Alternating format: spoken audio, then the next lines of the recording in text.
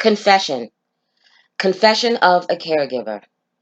Just when you're thinking that you're all alone and no one understands what you're going through, you meet someone who lets you know that you're not alone.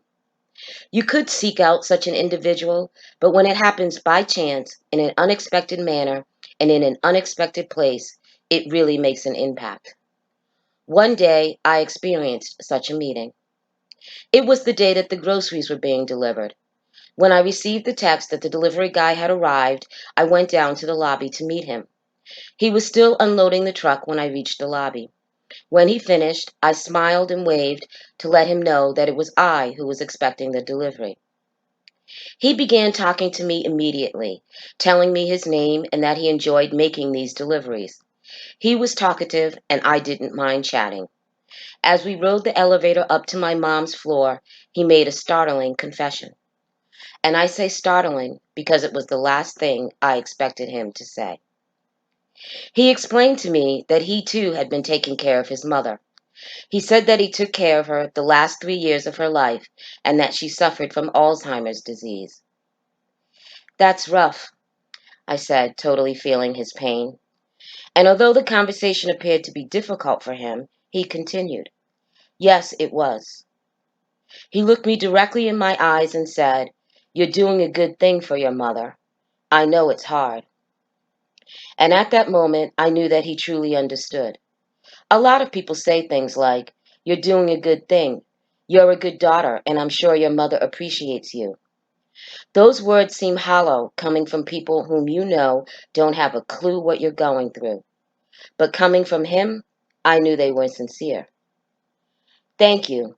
It's hard," I mumbled, not even sure that he could hear me. As we walked down the hallway, he suddenly stopped walking and made a statement. "I used to pray at night that my mother would go in her sleep. I wanted her to die.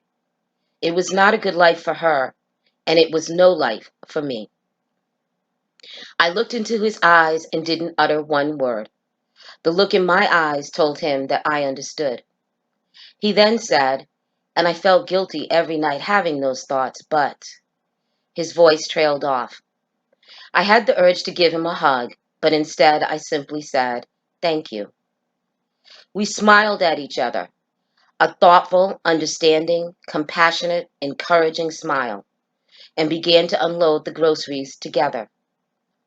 I got the distinct impression that he had never told that story to anyone else, but that it was a story that he desperately needed to tell. He had made a confession of a caregiver. And he had made his confession to a complete stranger, but to someone whom he knew would understand. And I did understand.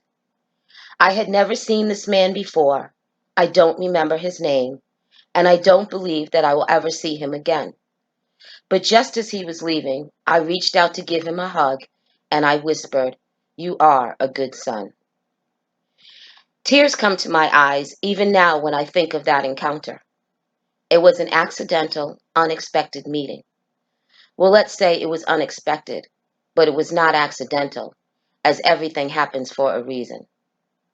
That moment in time was the exact moment that I was convinced to create a caregiver's conscience. I decided to write because I think it might help to tell the others.